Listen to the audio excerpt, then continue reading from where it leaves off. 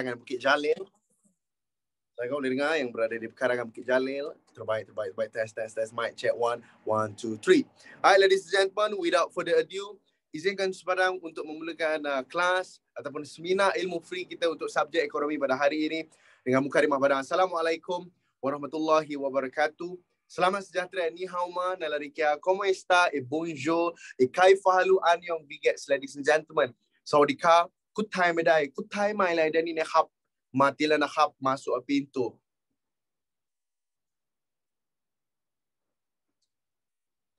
Keluar Atika. Terima kasih kerana menyahut seruan Atika. Bersama dengan sebarang pada hari ini, warga-warga Pelashian. Kita ada Shira Osef, kita ada Draco. Kaifa haluka? Alhamdulillah, ana khair. Kita ada Balkis, kita Aina Shaz, kita ada Airil, kita ada Natasha, Riana Gol. Ya, kita ada Eha, kita ada Ikan Goreng, Haris Nazmi, kita ada siapa lagi? Kita ada Izora, Kizunani Church, Kamila Nazri, Azika, Nurin, Faridah J, kita ada Nurul Farhana, kita ada Zahira, kita ada Firas Nazri, kita ada Nur Hayuni, kita ada siapa lagi? Kita ada Maimun, kita ada Nur Fakirah dan juga semua Pelashian-Pelashian yang lain.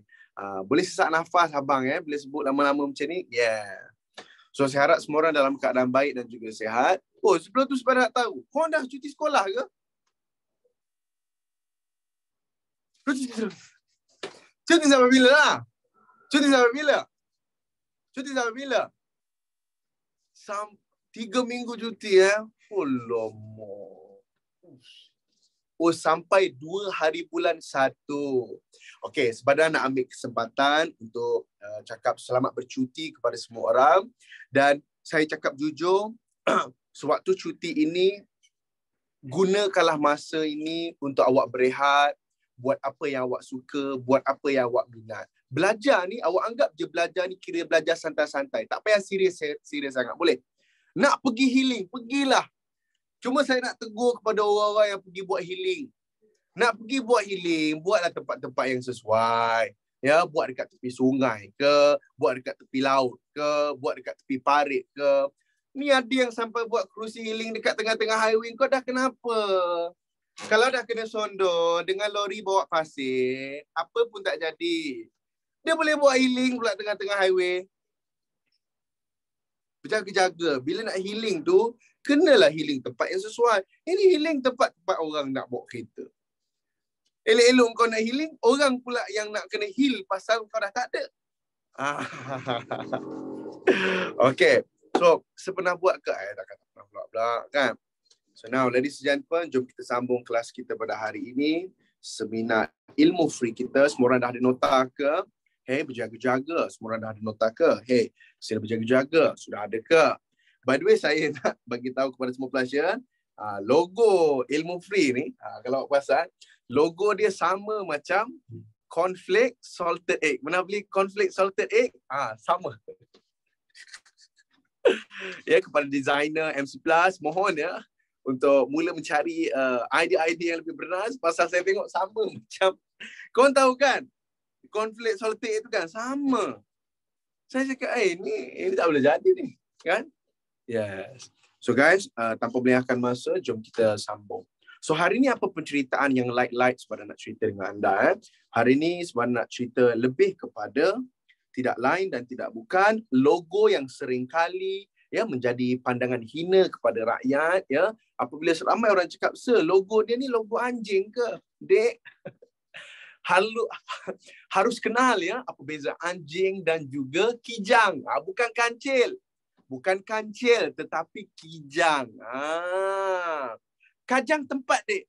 Tu rumah sebadan yang dulu dekat Kajang tu. Okay. Logo dia berbentuk kijang. Nampak logo dia? Logo dia berbentuk kijang. Ini apa ni sebadan? Ini tempat apa ini? Ini adalah Bank Negara Malaysia yang terletak di Kuala Lumpur, Malaysia.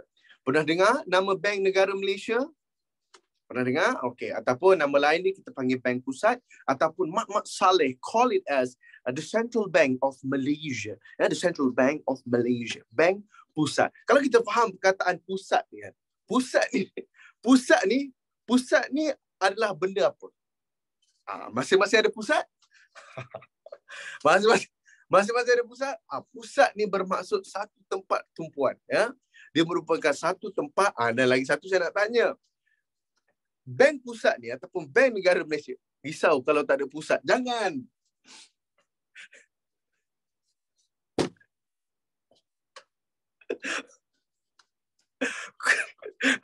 Kan bangun, pusat aku hilang.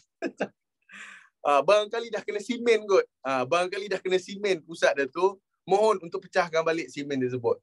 Jangan, kita lahir memang kena ada pusat. Habis tu dah waktu kita lahir dulu, potong tali pusat. Potong kat mana? Takkan potong pipe pula. Okey. Terpotong sekali dah tu. Maksudnya waktu potong tu dia tercabut sekali dengan pusat. Dah tak ada pusat. So pusat ni apa yang kita faham, dia adalah satu tempat tumpuan, dia adalah satu titik tengah, okey, di mana Bank Negara Malaysia ini merupakan hak milik siapa? Dia merupakan hak milik kepada pihak swasta ataupun kepada pihak kerajaan Malaysia. Apa pandangan anda? Ya, dia berpihak kepada milik kerajaan. So this bank, the specific bank owned by the government of Malaysia. Dan adakah dia ketua kepada semua bank-bank dalam Malaysia?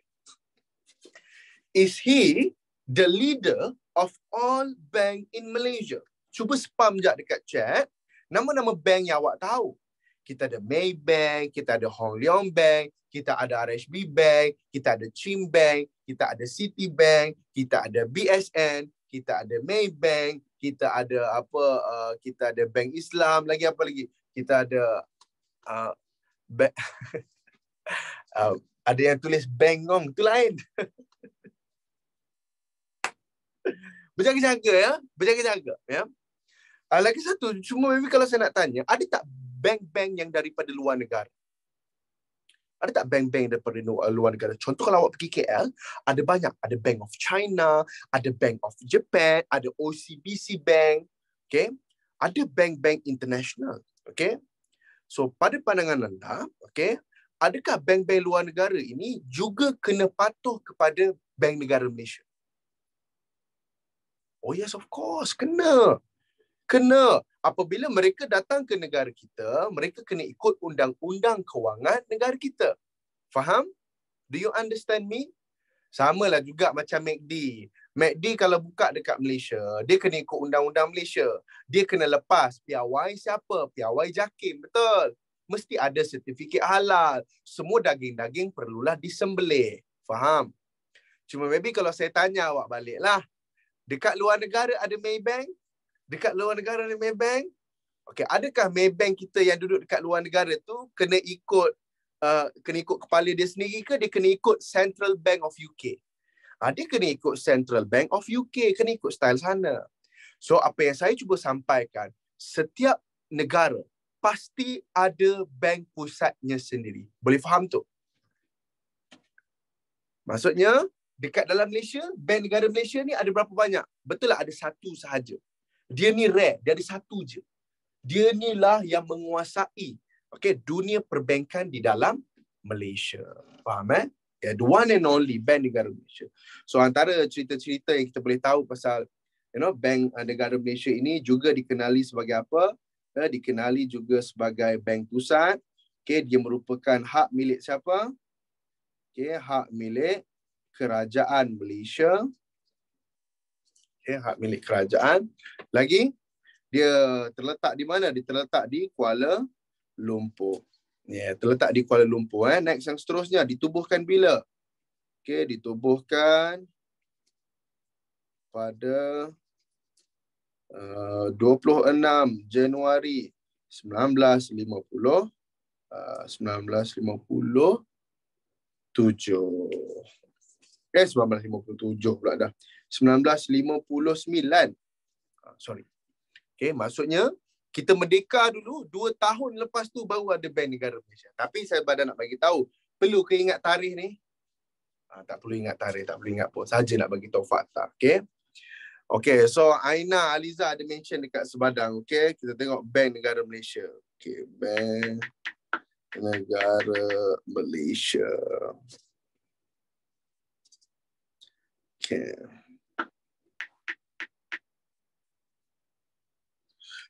So saya ada nampak tadi ada orang chat.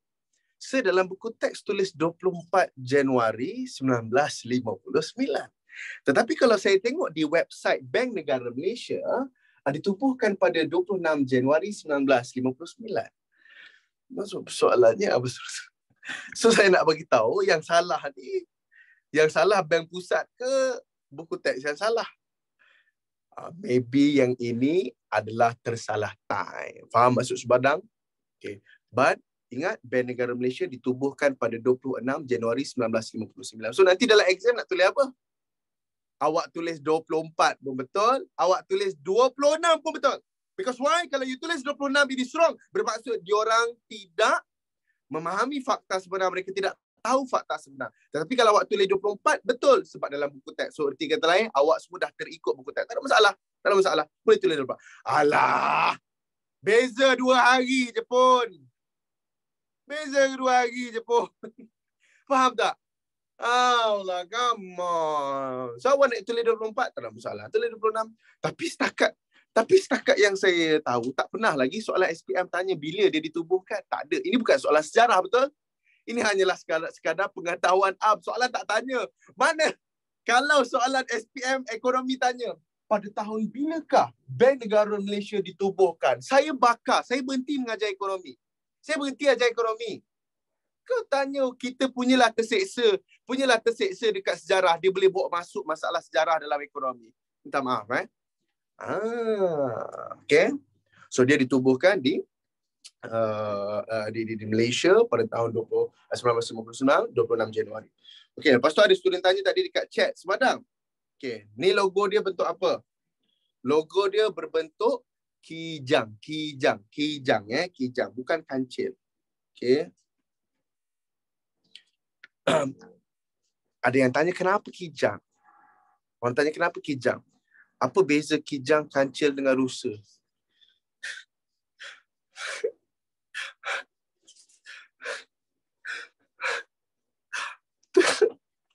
Boleh tak siapa-siapa kau si Iqbal lihat si Iqbal? Si Iqbal!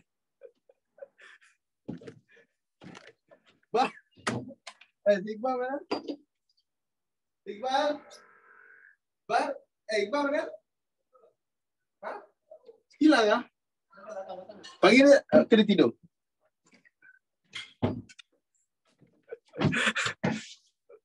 Korang boleh tanya dengan Subadang apa beza kijang, kancing dengan rusa. Sama je bagi Subadang, betul? Betul lah. Sama je bagi Subadang walaupun maybe dari segi saintifik lain. So, jangan sini. Ada kepala koma. Kita tukar.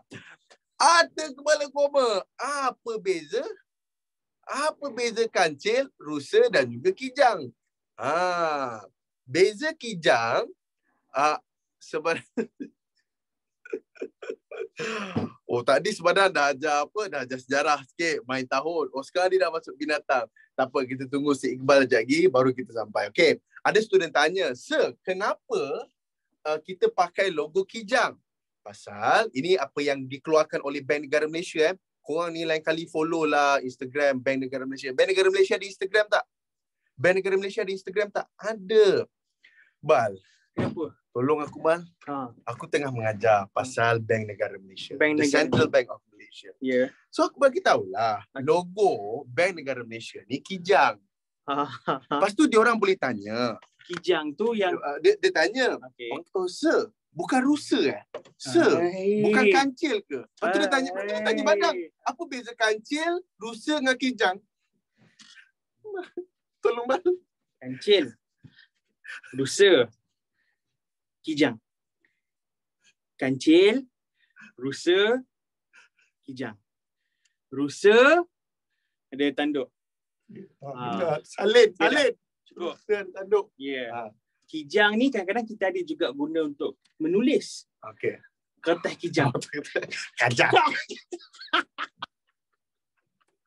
Aduh, korang ni apalah. Mana sebenarnya tahu apa beza binatang-binatang Dah tadi terpaksa aku pakai tagline kau Abang. Tadi tahu aku pakai tagline apa? Ada kepala koma. Terlampau awal macam ni gaduh. Sorry. Okay. So kenapa kita pakai logo kijang? Pasal mengikut sejarah awal zaman Tanah Melayu, mata wang yang pertama yang dijumpai menggunakan gambar kijang.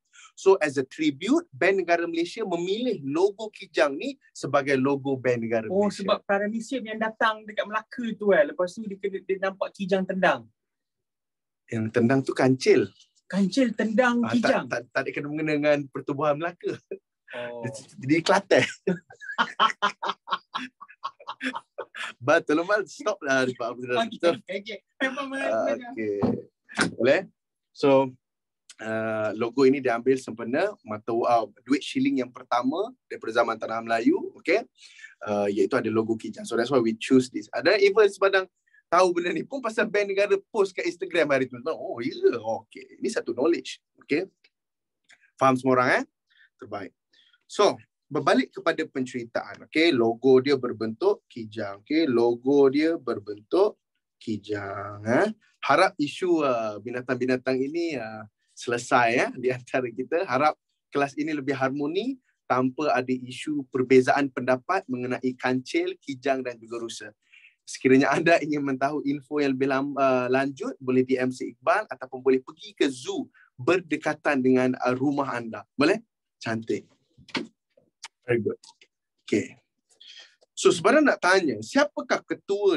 Siapakah yang mengetuai Bank Negara Malaysia? Siapa? Of course, it's a person. Perdana Menteri. Menteri Kewangan. Jangan begitu ya.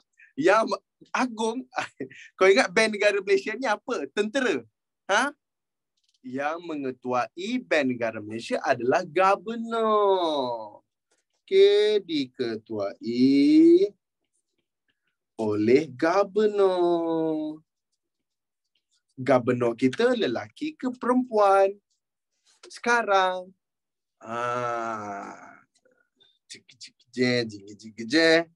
Datuk Nur Syamsiah Muhammad Yunus merupakan Governor Bank Negara Malaysia. Berikan tepukan.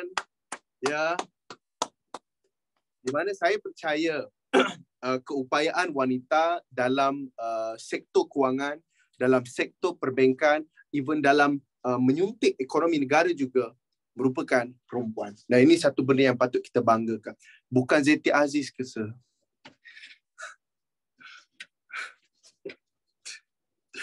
Zeti Aziz pun penat berapa tahun dia nak jadi Governor. Kamila, bukan betul. Zeti Aziz dulu Governor. Cuma yang tu Governor yang dulu. Faham? Ini adalah Governor. Dia bekas Governor kita, tak silap saya 10 tahun lepas. Sekarang ni adalah kita punya Governor. Kalau awak tengok kita punya tanda tangan ni, tak tahu ada ke tak nama dia. Okay. Cantik. Kenapa bukan lelaki?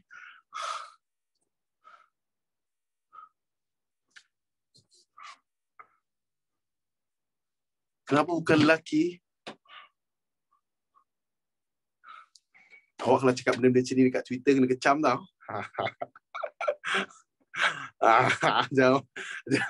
Jangan buat main. Tak boleh macam tu. You cannot simply say kenapa bukan lelaki. It's not a question of the gender.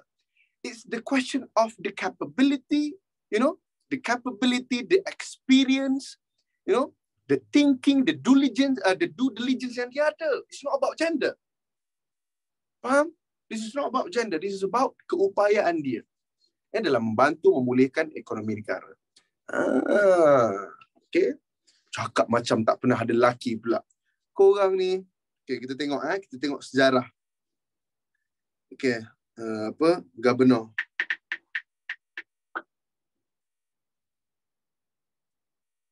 Governor BNN. Cakap macam Malaysia ni tak pernah ada Governor lelaki pula. Tengok ni dik, sejarah. Dah bergaduh pula dah kita masing-masing. Yang pertama adalah Tan Sri William. Yang kedua adalah Tun Ismail. Yang ketiga Tan Sri Abdul Aziz. Lepas tu kita ada Tan Sri Dato' Jaafar. Lepas tu kita pergi kepada Datuk Seri Ahmad. Lepas tu Seri Ali Abdul Hassan. Lepas tu baru Zeti Aziz. Kau tengok berapa banyak. Semua anak lelaki. Tak? Bagilah satu. Girl power. Dia jadi gubernur sejak tahun 2000. Ya. Dan saya cakap jujur, Zeti Aziz merupakan salah satu manusia yang membantu memulihkan ekonomi Malaysia pada awal 2000. Ya, apabila kita mengalami masalah kemelesetan, Zeti Aziz. Okay, by the way, boleh saya share sikit satu fakta?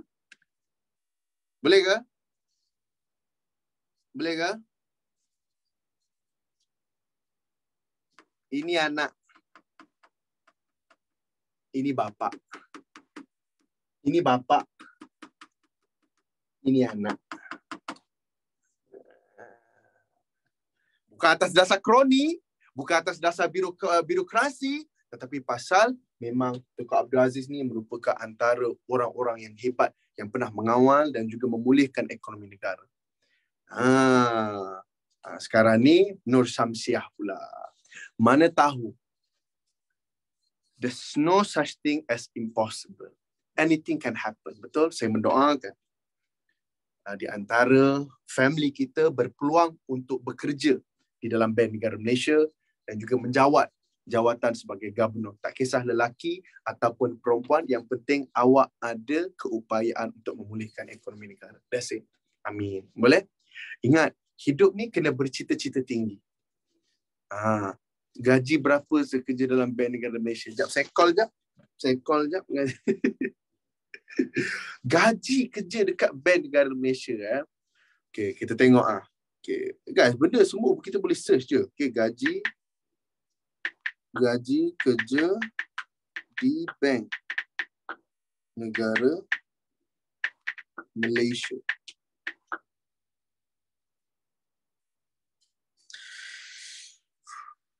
Okay.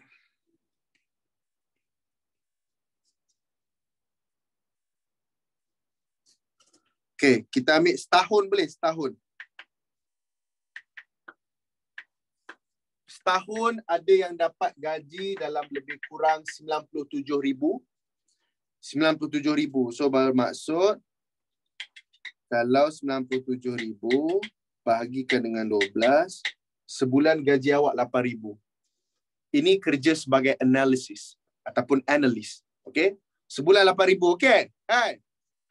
Sebulan 8,000, okay ke? Hai. Amal 8,000, come on.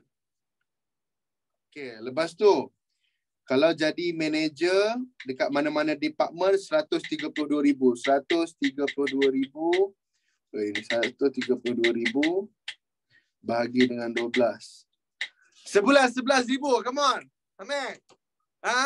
Hey. No. Okay. Lepas tu, banking supervisor. Oh, wow.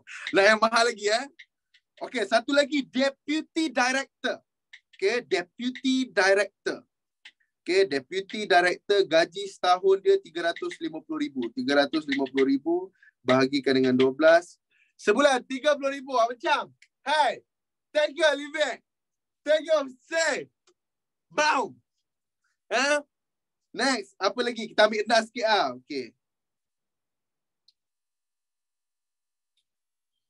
Kalau jadi ekonomis gaji sebulan dalam 7,000. Okay?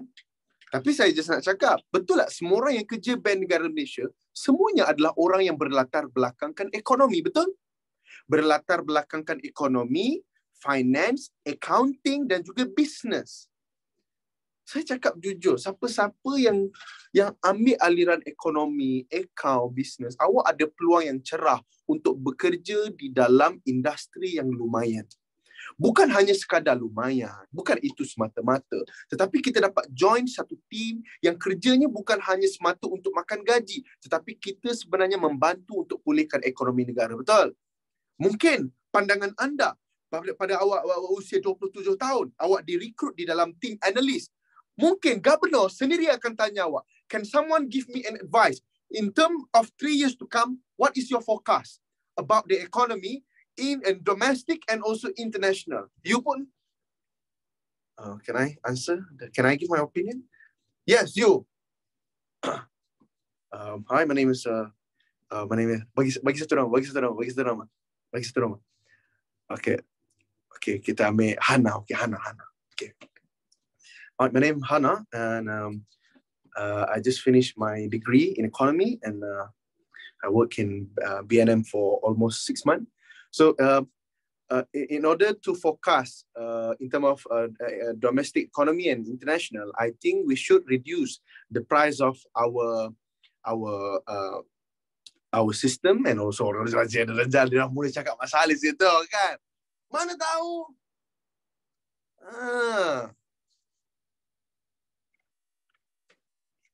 Budak kelas lain cakap budak Eko semua tak pandai. Cakap kat diorang, budak ekonomi ni bawa Ducati tau. Kita tak boleh cakap macam tu. Salah. Dan saya tak rasa pun budak sains tu berniat. Alah, kawan-kawan gurau. Kita pun kadang-kadang lemah sangat lah. Bila orang cakap tu, kalau orang tu cakap kita something yang buruk, dan kalau kita down, maksudnya kita mengiyakan apa yang dia cakap kepada kita. Betul?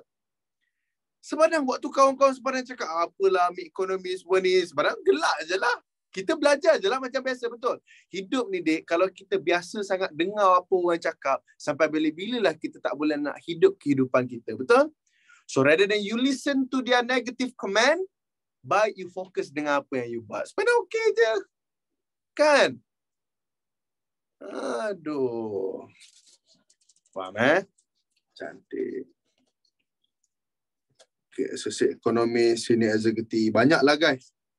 Okay. So sebenarnya mendoakan ada di kalangan anda yang mampu bekerja di Bank Negara Malaysia. Amin. Okay. Dan saya juga mendoakan adik saya berpeluang untuk bekerja di Bank Negara Malaysia. Pasal sekarang dia kerja dekat Maybank. Okay. Almost tahun. Lepas ni kalau ada keperluan dia akan naik lagi. Okay. Saya tengah pasal dia dengan saya tiap-tiap malam akan call, kita akan bincang pasal ekonomi, apa benda-benda yang dia kena tahu. So dan nanti dia boleh advise kepada tim dia dan juga dia punya management. Faham benda kena study je, kena baca je. Okay? Terbaik. So yes. Saya mendoakan siapa yang ambil ekonomi, awak ada peluang yang cerah dalam industri. Mana-mana industri. Dan lagi satu, saya tak kisah. Kan student pure science ke, bukan pure science ke, semua orang ada peluang untuk berjaya, betul? Tak pernah pula saya dengar ayat Quran cakap, belajar sains ni akan jadi orang berjaya. Tak. Siapa yang tuntut ilmu, siapa yang bertawakal, siapa yang usaha, percayalah dia yang akan dihadiahkan, betul? Tapi saya tak belajar ekonomi. Lah, apa masalahnya? Saya tak suka mentaliti orang yang belajar sains tak boleh belajar ekonomi. Betul? Ilmu ekonomi ni untuk siapa? Ilmu ekonomi ni untuk siapa? It's for all, untuk semua. Kita tak ambil contoh banyak. Semua orang kenal tu Dr. Mahathir. Saya percaya nama dia ada doktor. Semua orang kenal Dr. Wan Azizah. Isteri kepada Perdana Menteri kita yang ke-10. Bukankah mereka doktor? Bukankah mereka belajar pure science dulu? Dan saya nak tanya, mereka berdua ada tak ilmu ekonomi? Jawab sekarang. Sila jawab. Mana mungkin tidak ada, mesti ada, betul. Pasal mereka duduk dalam bidang yang bukan sahaja mereka dulu adalah doktor, tetapi mereka juga adalah seorang yang mahir dalam ekonomi. Yeah. Okay. Semua orang boleh belajar ekonomi apa. Macamlah doktor tak pernah pergi bank, betul. Macamlah engineer tak boleh bekerja-kerja kat bank, boleh je. Okay. It's all about you have to put your effort. Okay. So berbalik kepada penceritaan kita, ladies and gentlemen. So inilah, okay, kita punya governor sekarang ni. Dia join Bank Negara Malaysia 1987. Lamanya. 1987 jadi pengarah jabatan, jadi penolong governor, jadi timbalan governor. Lepas tu dia dah start jadi governor. Okay. Wow. Dia study account. Ijazah sarjana muda sastra perakaunan di University of South Australia. Ada siapa-siapa ambil account dekat sini? Ni sini awak. Ni sini awak. Sini saya juga. Pasal saya pun ambil account juga. Okay. Terbaik. Okay. So now jom kita sentuh sekejap kepada cerita apakah fungsi Bank Pusat. Apakah fungsi Bank Pusat? Yang pertama, Pernah nampak duit ni? Pernah nampak duit ni? Adakah kita memerlukan wang? Ya kan, kita butuh sama wang kan? Ya kan? Ya kan? Pasal duit ni penting untuk kita hidup. So, siapa yang cetak duit? Maybank ke? Adakah Maybank yang cetak duit? Tak. Yang cetak duit adalah bank pusat. So, yang pertama sekali adalah mengeluarkan mata wang. Mengeluarkan mata wang negara. Okay, yang digelar sebagai ringgit Malaysia. So, saya rasa korang pun pernah tengok video sebadan, even sudut-sudut sebadan sebelum ni pun sebadan pernah ajar. Okay. Ada berapa jenis duit yang dicetak oleh Bank Negara Malaysia? Ada 2 jenis duit. Satu adalah wang kertas, satu lagi adalah wang shilling. Betul. We have paper money and also we have coin. Okay. So, kertas dan juga shilling. Adakah wang kertas dicetak di Malaysia? Tidak. Duit kita sekarang dicetak di negara China. Okay. China Mint printing apa tah nama tempat dia tu. So, China yang cetak. And then kita punya wang shilling dicetak di mana? Wang shilling kita dicetak di Shah Alam. Okay. Nama dia adalah kilang wang. Okay. Ya, duit ringgit Malaysia made in China. Dah, kenapa awak sedih pula? Kenapa awak sedih pula made in China? Kenapa sedih pula made in China? Kenapa sedih mana? Saya kan kadang-kadang pelik bila orang ada satu pandangan negatif dengan China. Okay. Alah, made in China je pun. Korang main-main dengan China. Korang main-mainkan diorang. Diorang gelakkan kita tau. Ekonomi mereka jauh ke depan. Saya cakap jujur dengan hati yang terbuka kita terbelakang, kita ke belakang daripada China 20 tahun. Pasal negara dia jauh lagi maju daripada Malaysia. Faham? Kenapa buat duit kertas dekat China bukan dekat Malaysia? Dek, nak cetak duit ni bukan macam kita cetak baju yang kita buat baju kelas tu. Korang pernah buat baju kelas? Pernah baju kelas? Dia bukan cetak macam tu, dek. Dia punya mesin lain.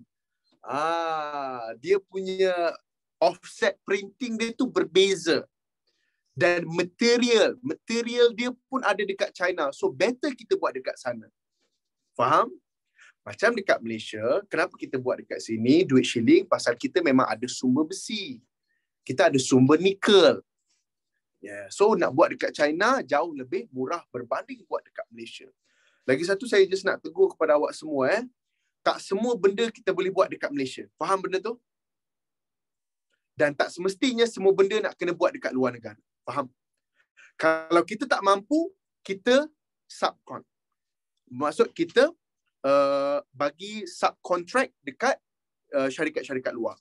Tapi kalau kita mampu, kita boleh buat sendiri. Boleh? And by the way, Malaysia dengan China sekarang ni rapat ke tak rapat? Sangat rapat, dan kita memang banyak buat aktiviti perdagangan dua hala. Maksudnya, okay, aku buat kat kau, okay, kau buat kat aku pula. Macam tu. Faham maksud sebarang? Ada je contoh yang paling simple. Betul lah, Proton dibantu oleh syarikat China iaitu Geely. Kereta X70, kereta X50, semua kenal? The most hot, the most top selling car in Malaysia for the past 2 years is X70 and X50. Kita boleh nampak di jalan raya, mostly banyak kereta X50, X70. Sebab apa? Sebab kita dapat pertolongan daripada China. Yes. Faham And then in return, China, okay, saya nak tanya, ramai tak orang China yang datang melancong ke Malaysia? Oh, ramai. Pasal diorang memang ada buat satu, orang kata promosi, untuk datang menjelajah ke Malaysia. Macam tu. Dan kebanyakan diorang suka pergi Sabah dan juga Sarawak. Okay? Sebab tu dekat Sabah, Sarawak, awak akan jumpa ramai gila orang daripada China yang datang bercuti. Bukan sahaja datang bercuti, menjalankan aktiviti perdagangan, yang menjalankan aktiviti orang kata perkilangan juga banyak. Boleh? Terbaik. So, fakta yang pertama, apa kerja bank pusat? adalah mencetak mata wang. Sir, macam mana kerja kat dalam kilang mata wang? Ya, boleh saya share ke? Boleh saya share? Pasal saya pernah tengok video dan saya pernah baca komen ada orang yang pernah bekerja di kilang wang di Shah Alam. Okay. Sebelum tu saya nak tanya. Korang lepas SPM kerja? Lepas SPM kerja? Kerja Alhamdulillah, amin. Bagus. Kerjalah Okay. Kerja bukan untuk gaji, kerja untuk ambil pengalaman dulu. Boleh? Kerja untuk menguruskan, kerja untuk menjadi seorang ketua. Okay. Kena ada experience, okay? Nak kerja, okay. Kalau awak kerja H&M ataupun awak kerja Uniqlo, takkan tak ada baju-baju yang yang manager bagi ke. Betul? Takkan kerja tilai kan tak ada dapat air 2 ke boleh buat balik tak? Takkan kerja McD tak bawa balik patty tak? Takkan tak bawa balik prosperity. Takkan tengok saja. Betul? Takkan kerja jual durian tepi jalan bos tak bagi dia ambil durian. Cuma bila kerja dalam kilang wang bila kerja dalam kilang wang, adakah begitu caranya? Adakah begitu etikanya? Ambil sikit lah. Ambil lah segenggam hari ni. Kan? Dapatlah dalam RM30 segenggam. Faham? Kilang wang macam tu ke? Tak boleh. Bila you masuk kilang wang, first and foremost, you masuk tu first. You kena clearkan semua barang-barang dalam poket. You kena pakai dia punya suit. Bukan suit macam sebadang. Dia macam jumpsuit. Baju yang zip tu, tahu? Maksudnya you pakai, tahu masuk macam orang nak race tu. Macam orang kerja kilang ataupun kerja apa tu, pakai zip ni atasnya tu. Okay, lepas tu you kena pakai sekop, you kena pakai glove. You masuk, okay, dah clear semua, akan ada security check, scan. Clear, check. Lepas tu you akan masuk. You akan dapat file, you akan check apa you punya task hari ni. Faham? Yes, macam baju kit Betauski, betul. Lepas tu, waktu you nak balik, ada tak check? Balik kalau tak check. Bankrupt. Hilang duit dalam bank negara tu, betul? Balik pun dia orang kena check juga. Faham maksud saya? So, bila kerja dengan Bank Negara Malaysia punya kilang, ataupun kerja dekat kilang wang, maka tidak ada ruang untuk siapa-siapa mencuri. Okay? Tidak boleh. Aduh.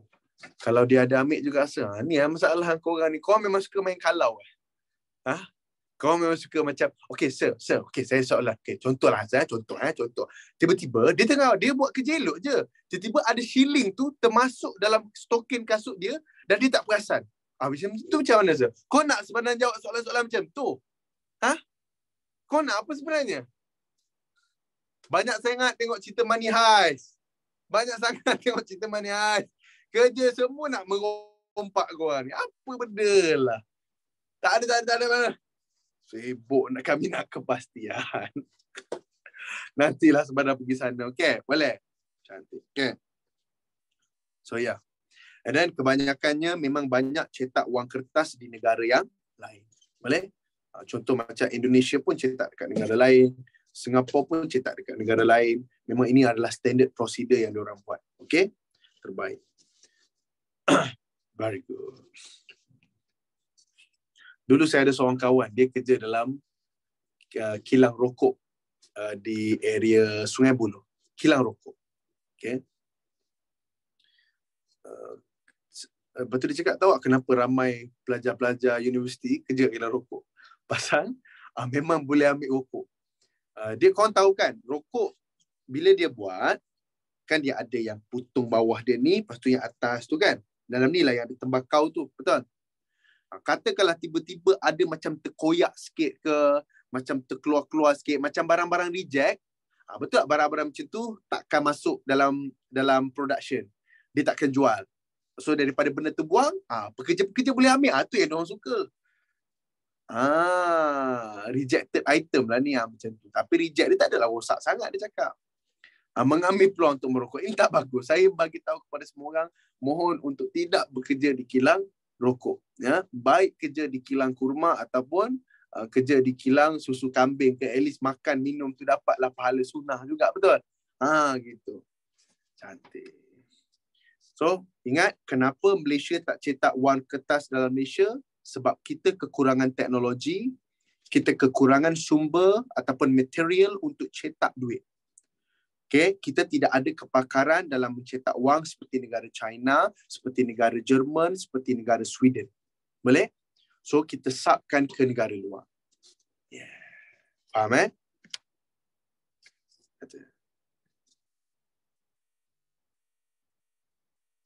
So, saya tak puas hati, sir. Hari tu saya share ilmu dari video yang saya buat tu, saya cakap dengan kawan saya, duit RM dicetak di China. Kawan saya tak percaya. Lepas tu dia cikgu cek Google. Google cakap buat kat bank negara.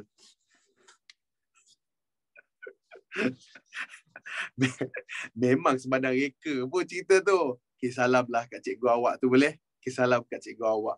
Okay. Malaysia tidak ada kepakaran offset printing. Maybe apa yang cikgu awak cakap tu, cetak adalah duit shilling. Ada sebarang cakap tadi, duit shilling cetak dekat mana? Duit shilling juga adalah duit Malaysia. Adalah duit kita, betul? Itu cetak dalam Malaysia. Cuma wang kertas cetak dekat luar negara. Tak apa. Belajar sikit lagi, ya. Yes. Terbaik. Tak, bukan salah cikgu. Tak semua benda kita tahu, betul. Adik kita tahu, adik kita tahu. Okay. So now, yang seterusnya, selepas mengeluarkan mata wang negara Malaysia, apa lagi kerja bank ni?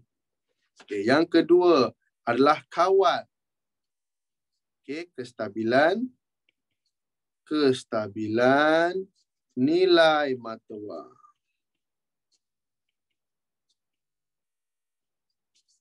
Okay, mengawal kestabilan nilai mata wang. Saya nak tanya awak, betul tak kita punya mata wang ni naik turun, betul? Kita tengoklah sekarang berapa currency kita. Kita tengok RM to USD. Tapi USD tu. Wow. Tengok ni,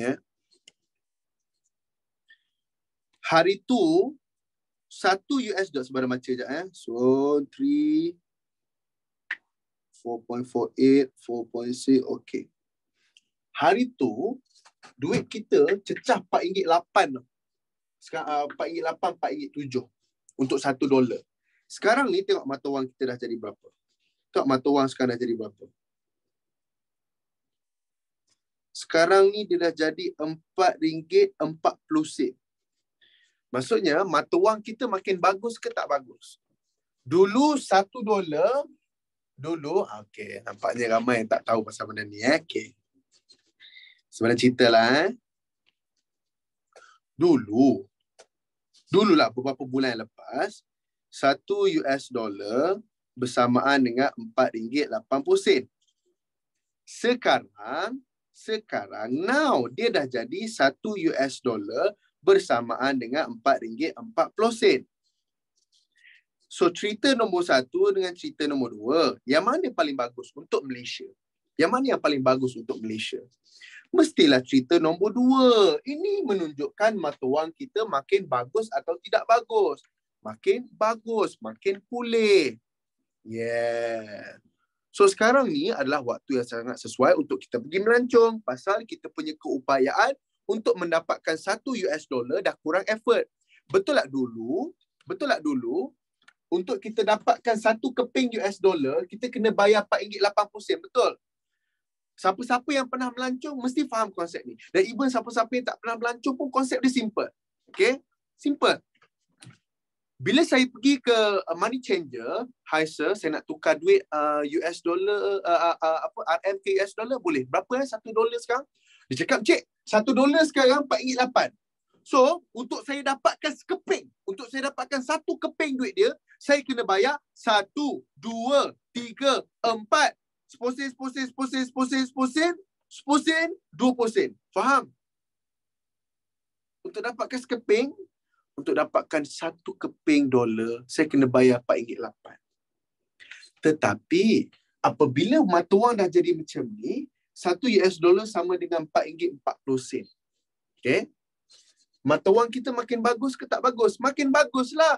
Pasal dulu kita nak kena bayar ekstra 40 sen. Tapi betul tak sekarang ni kita dah jimat 40 sen untuk dapatkan $1. Sekarang ni cik berapa $1 sekarang?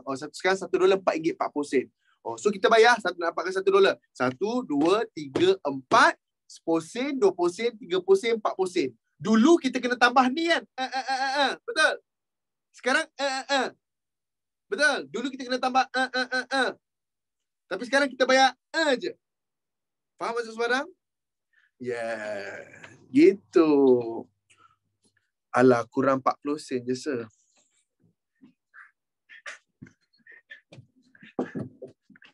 Anak orang kaya ni.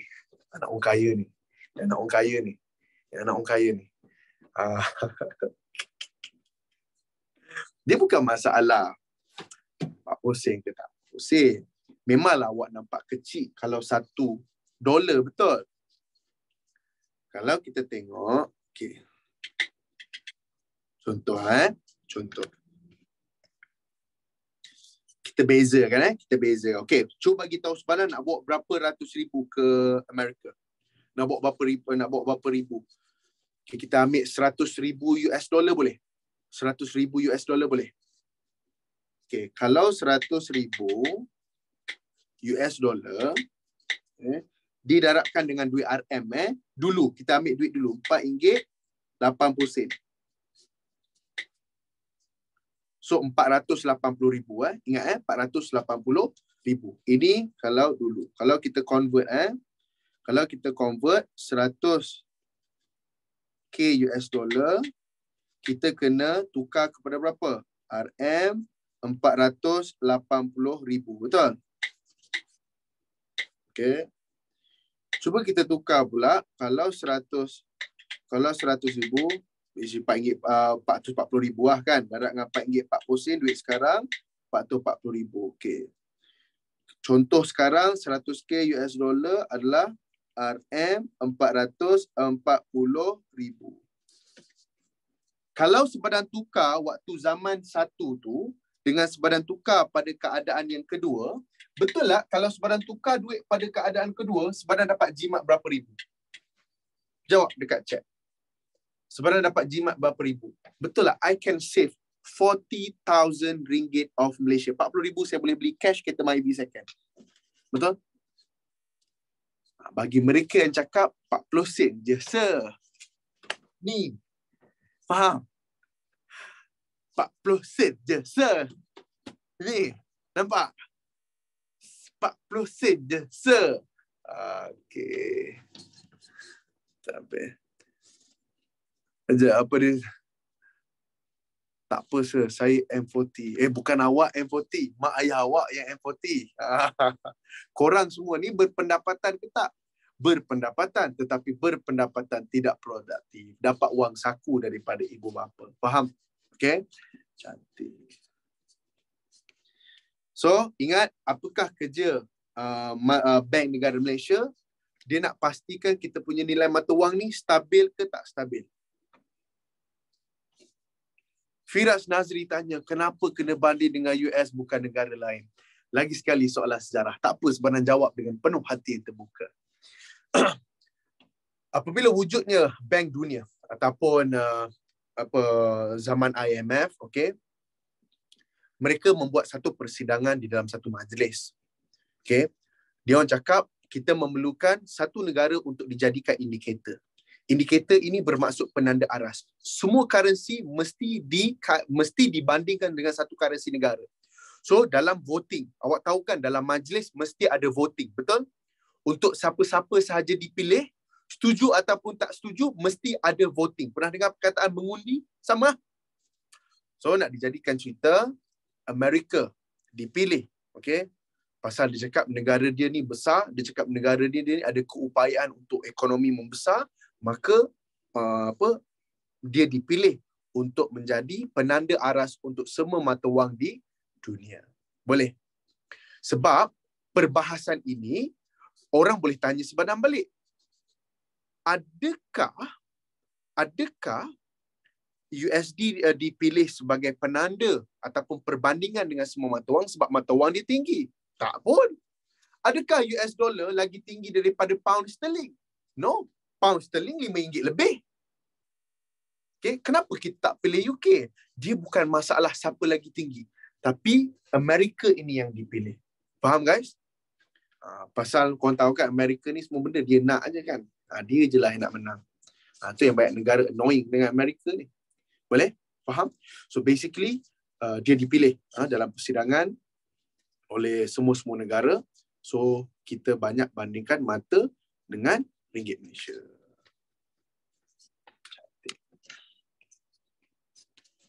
Next. Okay, selesai nombor 2, kestabilan, mengawal kestabilan dalam mata wang. Yang ketiga adalah menjadi juru bank.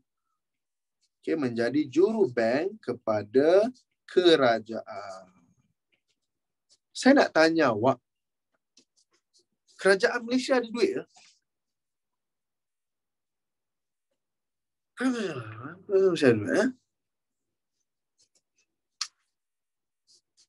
Siapa yang tolong simpan duit kerajaan ni? Dia simpan sendiri lah. Perdana Menteri simpan duit sendiri lah. Dalam poket sendiri lah. Simpan bawah katil. Yang simpan duit kita punya kerajaan adalah bank pusat. Betul. Bank pusat akan memegang hasil kerajaan. So dia uruskan duit bagi pihak kerajaan Malaysia. Faham? Yes. Boleh ya? Okay, selain daripada itu, Malaysia ada hutang. Kerajaan Malaysia ada tak berhutang dengan negara-negara lain? Contoh, kita berhutang dengan negara China. Siapa yang pergi bayar hutang tu? Siapa yang pergi transfer, online transfer tu? Siapa? Datuk Seri Anwar Ibrahim. Jangan nak transfer hutang dengan China je. Di kabinet, Melayu, China, kalau saya menang. Boleh? Faham maksud sepadang? Yang tolong bayar dan uruskan segala aktiviti hutang akan diuruskan oleh siapa? Bank Negara Malaysia. Bank Negara Malaysia yang akan tolong uruskan segala pembayaran hutang. Okay. Next. Betul tak Bank Negara Malaysia ni dia pegang duit kerajaan? Kerajaan guna tak duit? Kerajaan akan guna tak duit yang disimpan? Tanya balik diri korang. Korang ada simpan duit dalam tabung? Ada? Mula-mula cakap tak nak pakai. Tiba-tiba dah habis. Betul. Tiba-tiba hilang. Lepas tu mula mempersoalkan diri. Kan? Apalah masalah aku ni. Yes. Betul lah. Kerajaan akan gunakan duit tersebut untuk membuat apa-apa pelaburan. Tetapi perlu tak mendapat nasihat daripada Bank Negara Malaysia? Adakah kerajaan will ask advice from the Central Bank of Malaysia? Ada tak perbincangan dengan Datuk Samsiah ataupun Governor? Ada tak perbincangan dalam meeting hall? Okey, kerajaan you ada propose untuk buat satu projek taman tema ataupun Disney World di Malaysia. Okey, di bawah projek kerajaan dan juga syarikat swasta. Berapa bilion? 60 bilion. So, kos ni dia akan bincang lah. Dia akan advise, and then dia akan proceed. Faham maksud sepadang? Yes. And then last sekali, second lah, yang keempat adalah juru bank kepada bank perdagangan. Semua orang pernah dengar perkataan bank perdagangan. Contoh dia tak susah, Maybank ataupun Hong Leong Bank. Nanti kata lain, bank swasta lah. Okay, bank swasta.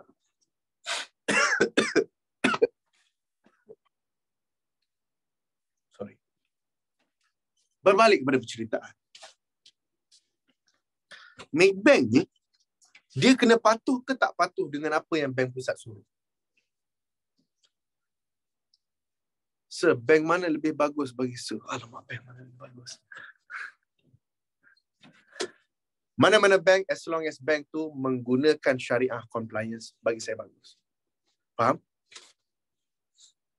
Terbaik. Yes. Contoh yang mengamalkan skim perbankan Islam, Hong Leong Bank. Boleh ke sebarang cakap Hong Leong Bank mengamalkan skim perbankan Islam? Boleh ke tak boleh?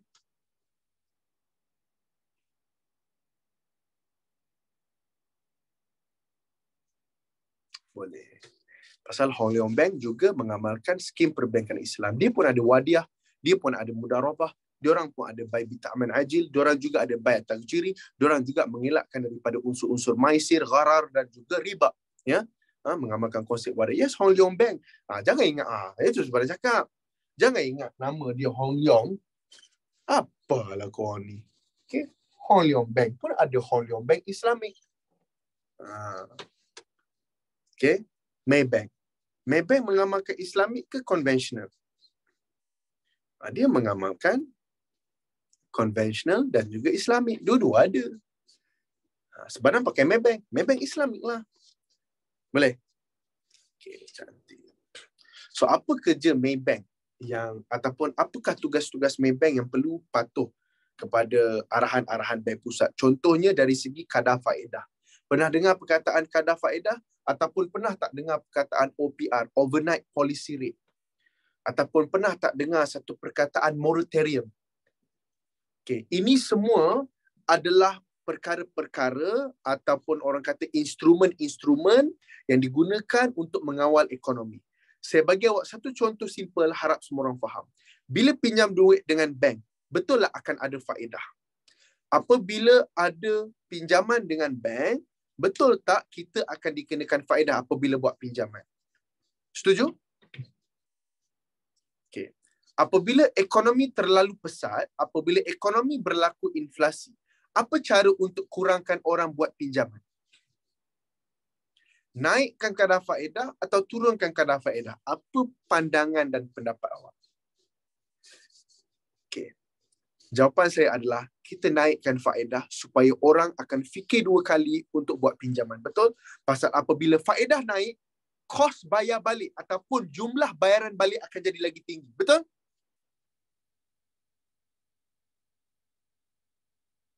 Tetapi kalau ekonomi mengalami masalah kemelesetan ataupun berlaku masalah ekonomi yang perlahan dan lembab, okay, apa cara Bank Pusat untuk pulihkan balik ekonomi supaya orang buat pinjaman, supaya bila orang buat pinjaman, diorang boleh survive business, diorang boleh buka perniagaan, diorang boleh bayar gaji pekerja. Kita naikkan faedah ke kita turunkan faedah? Kita turunkan faedah supaya orang buat pinjaman dan diorang gunakan duit tersebut untuk besarkan perniagaan diorang. So, ekonomi semakin pulih. Itu simple lah untuk awak faham secara kasar. Boleh? Okay, dan last sekali yang kelima. Okay, kawal. Okay, kestabilan. Kawal kestabilan ekonomi negara. Okay, kerja dia adalah kawal kestabilan ekonomi negara. So, apabila berlaku masalah ketidakseimbangan ataupun kemelesetan ekonomi, Bank Negara Malaysia perlu memainkan peranan atau tidak perlu memainkan peranan? Of course, kita perlu memainkan peranan. Cuma bila saya cakap pasal, macam mana nak cakap? Guys, saya nak share dengan awak satu benda boleh? Boleh? Apabila berlaku apa-apa masalah ataupun keburukan ataupun satu malapetaka, terutama sekali mengenai isu ekonomi, betul tak kerajaan akan buat sesuatu untuk pulihkan keadaan ekonomi? Okay. Apa sahaja pilihan dan juga tindakan kerajaan ataupun Bank Negara Malaysia, betul tak akan ada kesan baik dan betul tak akan ada kesan buruk? Betul? Akan ada kesan baik dan akan ada kesan buruk. So, nak tak nak, keputusan perlu dibuat. Tetapi, apabila kita nak buat keputusan, kita kena pilih keputusan yang paling kurang mudarat. Walaupun ada mudarat, kita kena pilih yang paling rendah risiko dia. Itu cara yang terbaik untuk menjaga kemakmuran rakyat dalam jangka masa panjang. Boleh? Cantik. So, kepada semua pelajar-pelajar di seluruh Malaysia, pelajar-pelajar yang join sebarang punya seminar hari, ramai hari ini, okay? Sebarang mendoakan awak semua ada keupayaan dan mempunyai ciri-ciri untuk bekerja di dalam sektor-sektor perbankan, untuk bekerja di dalam sektor-sektor kewangan, untuk bekerja di sektor-sektor ekonomi, okay? Supaya awak dapat menyumbang kepada ekonomi negara and at the same time, duit tu akan nak. nak beli kereta Mini Cooper lah, nak rumah banglo lah, nak duduk kondo lah. Okay. Dan ingat, cakap saja tak guna, tembak pun tak kena. Yang penting kena letak usaha. Nak cakap bermimpi, semua orang boleh bermimpi, betul? Okay. Dan adakah benda itu mudah? Adakah benda itu susah? It's not easy to achieve, but we can try, betul? Saya ada satu quote, kalau saya boleh quote akhir kata sebelum Subhadan akhirkan kelas. If you think the price of being success is too high, wait until you receive the receipt of regret. Kalau awak rasa harga untuk berjaya itu terlalu mahal, tunggu apabila awak dapat resit daripada kegagalan. Faham? Kalau awak rasa berjaya tu mahal sangat, kos dia terlalu tinggi, tunggu nanti bila awak dapat bil. Tunggu nanti bila awak dapat resit daripada kegagalan. Faham? So in life, you just have to try. No matter what. Boleh? Cantik.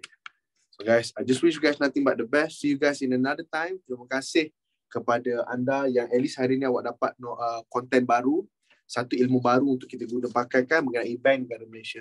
A very wonderful place to work. A very important institution in order to improve Malaysian economy. In present, future, and also in the upcoming next years. Okay. So see you guys another time. Terima kasih kepada join Subhadan punya ilmu free. Love you guys truly from the bottom of my heart. And boleh tak Subhadan nak minta semua orang tolong stay tune, pasal kejap lagi kita akan ada surprise untuk semua pelasian, di mana kami akan launch satu trailer yang menarik khas untuk anda. Assalamualaikum warahmatullahi wabarakatuh. Peace, one love.